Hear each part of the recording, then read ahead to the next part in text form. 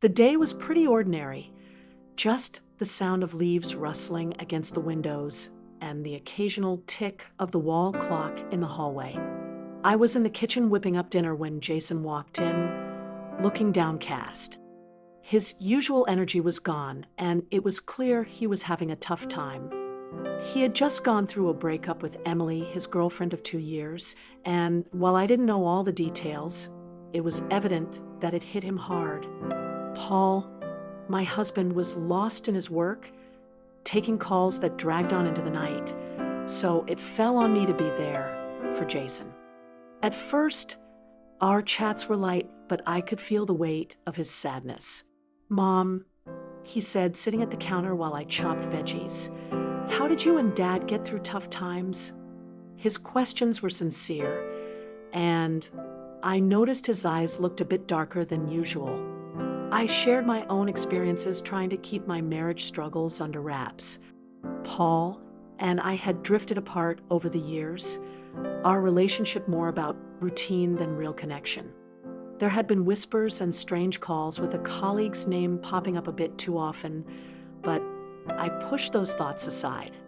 Right now, my focus was on Jason. Jason started spending more time at home, trying to fill the gap left by Paul's absences. At first, he would join me for tea, sitting quietly as the evening light streamed through the living room curtains. Then he began helping with dinner, his presence steady and reassuring. One evening, while we chopped vegetables together at the counter, he said, "I don't think I'll ever get over her." I placed a comforting hand on his shoulder and replied, "You will. Heartbreak feels endless, but time has a way of healing things." As time went on, our conversations grew deeper. He opened up about his dreams, fears, and the loneliness that had settled in his chest. I shared my own struggles, leaving out the darker details about Paul. It felt good to be vulnerable together. One night, while watching an old movie, Jason rested his head on my shoulder. It was a simple gesture, but it felt significant. I didn't pull away. Instead, I let him stay, enjoying the warmth of his presence. In the days that followed, there were more moments like that. A lingering glance over dinner, a brief touch in the hallway. I tried to convince myself it was nothing, that I was just imagining things, but deep down, I sensed a shift in our dynamic. Paul, ever the absent husband, barely noticed. His late-night calls became more frequent, and his excuses more transparent. One evening, as Jason and I talked long after dinner, I caught a fleeting look in his eyes. Something tender, something unspoken. It left me breathless. The tipping point came on a stormy night when Paul called to say he wouldn't be home. It was late when Jason and I found ourselves in the kitchen, the rain tapping against the windows. "I don't know what I'd do without you, Mom," he said out of the blue, his voice thick with emotion. "You'll never have to find out," I replied, keeping my voice steady even though my heart was racing. He moved closer, his hand brushing against mine as he reached for a glass on the counter. That brief touch sent a jolt through me, something I couldn't quite put my finger on. I stepped back, feeling a bit rattled. "Good night, Jason," I said, retreating to the safety of my room. In the days that followed, I found myself dodging him, scared of what might happen if I didn't. But the distance only seemed to heighten the tension between us. With Paul gone, the house felt empty, and the only warmth came from the moments Jason and I shared. One evening, I was on the porch, watching the sun sink below the horizon, when Jason came out to join me. He didn't say anything at first, just sat quietly beside me, the silence heavy.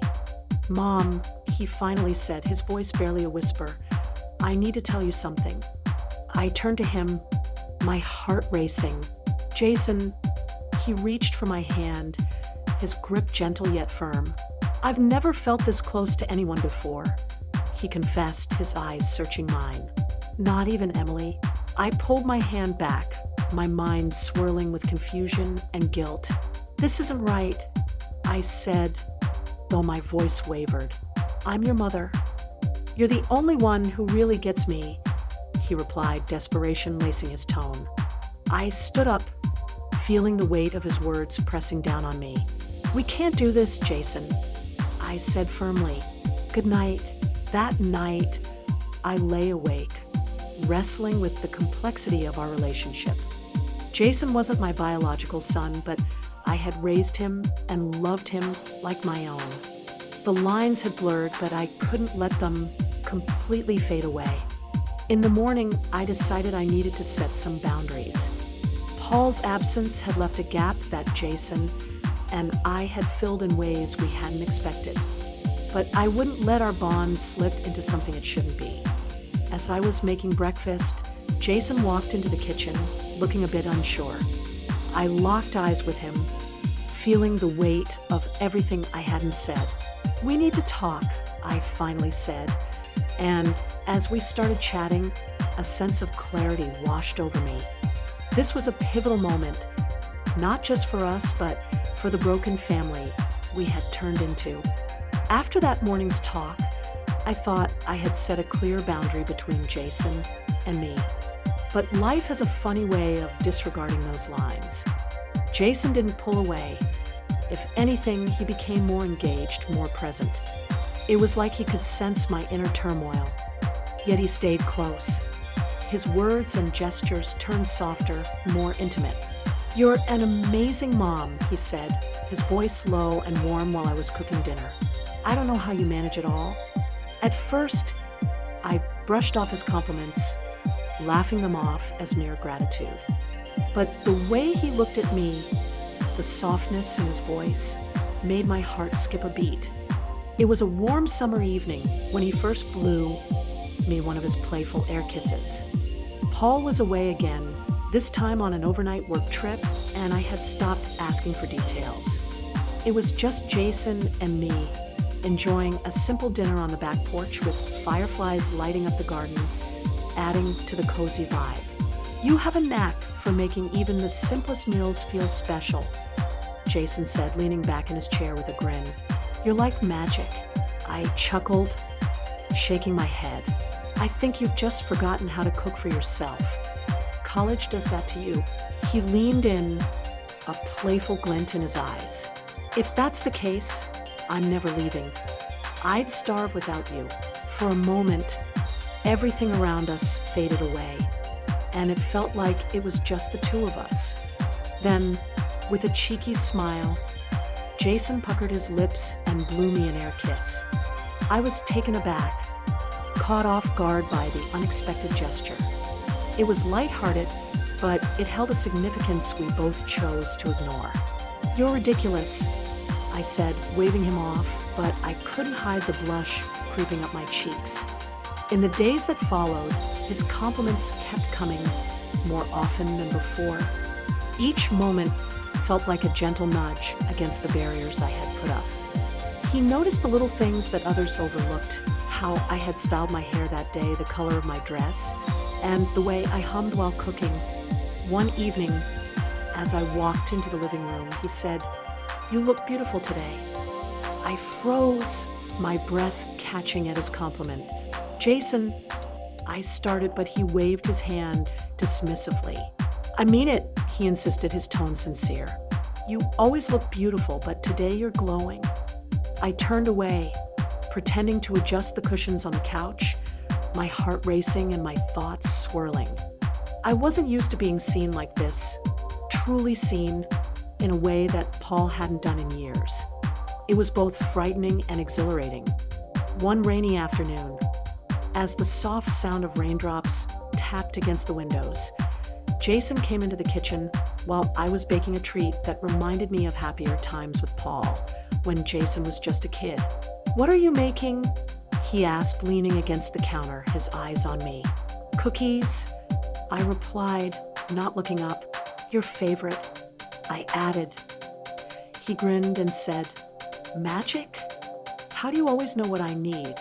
I laughed, trying to keep things light, but when I turned to hand him a spoon to taste the batter, our fingers brushed. It was a brief touch, but it sent a jolt through me. Jason's gaze locked onto mine, and for a moment, everything else faded away. "You're too good to me," he murmured, his voice barely a whisper. I quickly pulled my hand back, breaking the spell. "It's just what mothers do," I said, forcing a smile, but even as I turned away, I could feel his warm, steady gaze on me. That night, the tension between us escalated. Paul had called to say he'd be out late again, which didn't surprise me. Jason and I found ourselves on the couch, a movie playing in the background that we weren't really watching. "Thank you," Jason suddenly said, shattering the comfortable silence. "For what?" I asked, turning to face him. "For being you," he replied simply, "for always being here for me."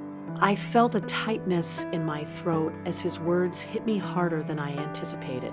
"You don't need to thank me for that, Jason. It's just what family does." He shook his head, a small, wistful smile on his face. "Not everyone would, not the way you do."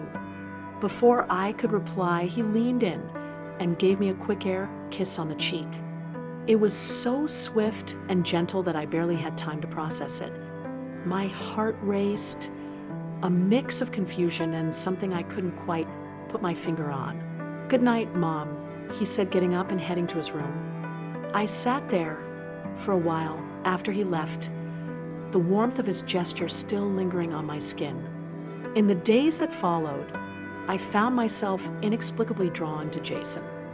His presence was soothing, his words comforting, but there was an undercurrent of unspoken feelings that threatened to pull us into deeper waters. One evening, as I wrapped a blanket around myself on the couch, Jason joined me, sitting closer than usual. He didn't say a word, just rested his arm along the back of the couch, his fingers lightly brushing my shoulder. It was a small gesture, but it meant so much. I didn't pull away. Instead, I leaned into his warmth, allowing myself to feel the safety and affection he provided. For the first time in years, I felt truly seen and cherished.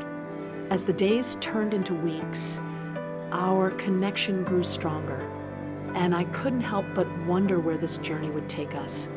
The winter evenings had taken on a serene stillness, with snow blanketing the world outside. The streets were quiet, and the only sound in the house was the gentle hum of the heater. The cold had seeped into everything, but the warmth between Jason and me was undeniable. Each day felt different, filled with a closeness I hadn't anticipated. Jason's laughter and thoughtful glances made everything seem brighter, like a light that wouldn't be dimmed by the season's chill. "I'm so glad you adopted me," he said one evening as we sat by the window, watching the snow fall. I turned to him, surprised by the richness in his voice. "I've been thinking about this a lot. I honestly don't know where I'd be without you." His words wrapped around my heart, and I reached out to take his hand. "I'm the lucky one, Jason," I said, my voice barely a whisper. "You've brought so much happiness into my life. I can't imagine it without you." That evening, the house felt quieter than usual. Paul, as always, had a reason to stay out late, and his absence felt more like a routine than anything unusual.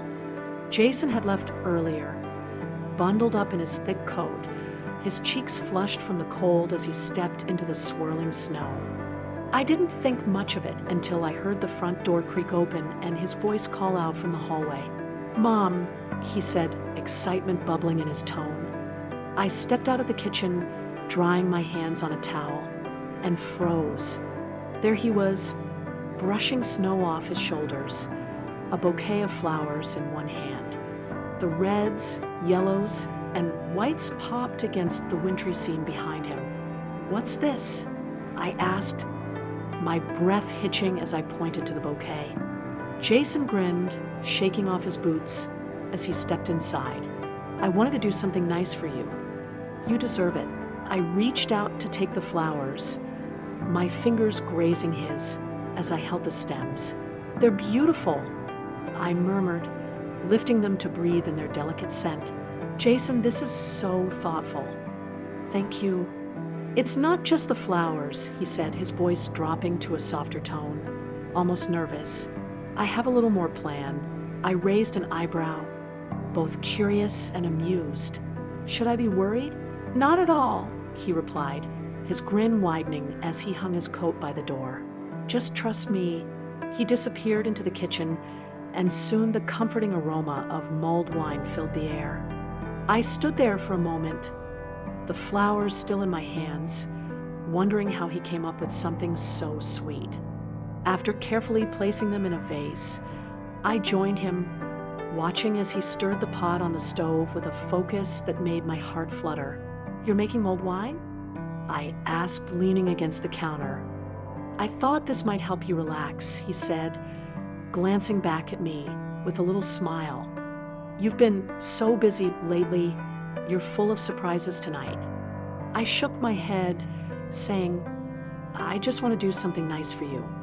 He looked at me more seriously this time and said, "When the wine's ready, I'll pour us some and we can head to the living room." The house felt especially warm that night, with the soft candlelight creating a cozy atmosphere as we settled on the couch. Outside, snowflakes danced under the streetlights, their delicate shapes disappearing as they hit the ground. "You're really treating me tonight," I said, cradling the warm glass in my hands. "You deserve it," he replied, holding my gaze a moment longer than usual. We enjoyed the wine in a comfortable silence, the spiced flavors warming us against the chill outside. After a bit, Jason set his glass down and turned to me with a shy smile. "There's one more thing," he said. I tilted my head, curious. "What is it?" "A massage," he said, his tone playful, yet sincere. "You're always so tense running around and taking care of everything. Let me take care of you for a change." I blinked, surprised by his offer. "Jason, you really don't have to." "Please," he interrupted gently, his voice making my objections fade away. "I really want to." There was something in his eyes that made it hard to say no. I nodded, and his face lit up with a grin. "Come on," he said, leading me to the den. He had already set up a soft throw blanket on the couch, with candles casting flickering shadows around the room. I sat down a bit nervously as he grabbed a small bottle of oil from the side table. "Where did you even find that?" I asked, chuckling softly. "Secret," he replied with a wink, pouring a bit into his hands. "Now just relax." I turned my back to him, feeling his warm hands gently press against my shoulders. At first, I was tense, unsure how to let go, but his touch was confident and soothing, and soon enough, I felt the stress start to fade away. "You carry so much tension here," he murmured. His voice was low and soothing, a result of years spent as a mom. I responded, my tone softer, my usual defenses melting away under his gentle care. His hands glided down my back, easing the tension with a tenderness that took my breath away. I shut my eyes, allowing the moment to wrap around me, the warmth from the fire and Jason's steady presence forming a safe haven. "You've always been there for me," he said after a moment. "I just want to give something back."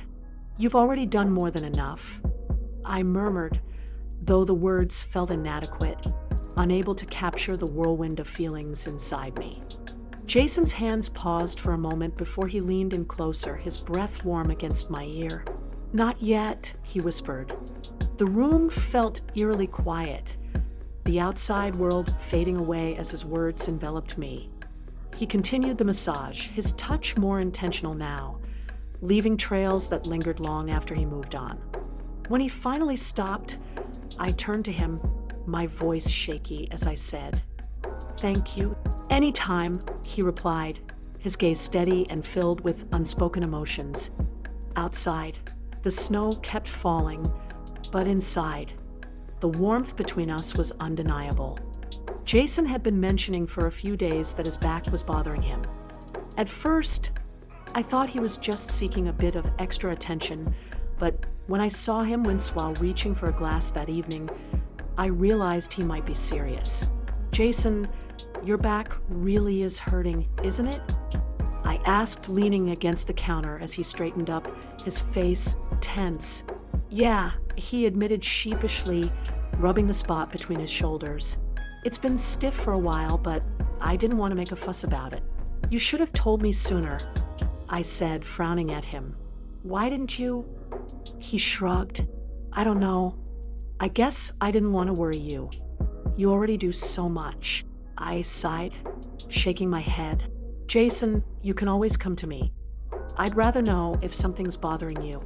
He nodded, giving me a small, apologetic smile. No thanks, Mom. After dinner, as we cleaned up the kitchen together, I noticed him wince again while leaning over to load the dishwasher. That was it. I made up my mind. All right, I said firmly, putting the last plate away. You're not going to bed with your back like that. Sit on the couch. Jason turned to me, eyebrows raised. You don't have to, he started, but I pointed at the couch with a mock, serious look. No arguments. He chuckled but complied, sinking into the cushions and leaning forward a bit. I grabbed the small bottle of massage oil he had used the other night, warmed some in my palms, and then stood behind him, placing my hands on his shoulders. Let me know if I'm pressing too hard, I said as I began to knead the tight muscles. He let out a soft groan, his head dipping forward. That feels amazing, he murmured, his voice low and relaxed. I didn't realize how much I needed this. His words made me smile, a warm feeling spreading through me as I concentrated on easing his tension. I moved my hands down to his upper back, my fingers searching for the knots hidden beneath his skin. Jason shifted slightly, adjusting to give me better access, and I could feel him relaxing more with each stroke. You're really good at this, he said after a while, a mix of surprise and gratitude in his tone. Years of practice, I replied lightly, though his praise made my heart flutter a bit. Remember all those growing pains you had when you were younger? He chuckled, nostalgia in his voice. Yeah, I remember. You always stayed with me until they went away. I don't know how you put up with me. I paused for a moment, my hands still resting on his back. You were my boy, Jason. You still are. He tilted his head to look back at me, his expression soft. I'm lucky to have you, he said simply, and the sincerity in his voice left me momentarily speechless. I swallowed hard, pushing down the lump in my throat, and kept going with the massage, moving my hands slower and more intentionally. Jason let out another satisfied sigh, leaning back a bit as the tension in his muscles faded away. When I was done, I wiped my hands on a small towel and leaned over the back of the couch. He turned to look up at me, his face relaxed and his eyes warm. Thanks, Mom, he said, his voice soft but filled with feeling. I really needed that. Without thinking, I leaned down and kissed his cheek. It was a natural gesture, driven by affection and a wish to comfort him. Jason froze for a moment, his breath hitching slightly. I pulled back, suddenly aware of how close we were. Our eyes locked, and for a heartbeat, we just stayed silent, the air thick with unspoken feelings. Good night, I said gently, straightening up and stepping back before the moment could stretch too long. Good night, Mom, he replied, his voice steady, though his gaze lingered on me as I turned to leave the room. As I headed upstairs, my heart raced, and I couldn't quite figure out why. The kiss had felt innocent, comforting, maternal, yet there was a tenderness in his look that made my chest tighten. Once in my bedroom, I sat on the edge of the bed, replaying the evening in my mind. The softness of his expression, the warmth in his voice, how he had relaxed under my touch. It all felt significant in a way I couldn't shake off. I lay awake for a long time that night, the snow gently falling outside my window, while the world slept. There was a new rhythm to the quiet moments I shared with Jason, one that both comforted and unsettled me. It felt like we were on the brink of something deep, something neither of us fully understood, but both felt strongly. As sleep finally took me, I thought of Jason's smile, his gratitude, and the way his eyes had held mine, wondering what tomorrow would bring. That night, my school-time boyfriend loved me in my dream, and when I woke up in the morning, I astonished, why? Why I have dreamed him, and that too, extreme and passionate love. Although I heard from some friends he is no more. He lost his life during COVID. Is the dream is a hint for me. But what? I know my husband is enjoying with some other woman at his workplace. But I married him. I can't think with my son. Oh no, never. But am I sure? Future time can only say, comment with your opinion. What should happen? We'll consider your opinion in the next parts of this story.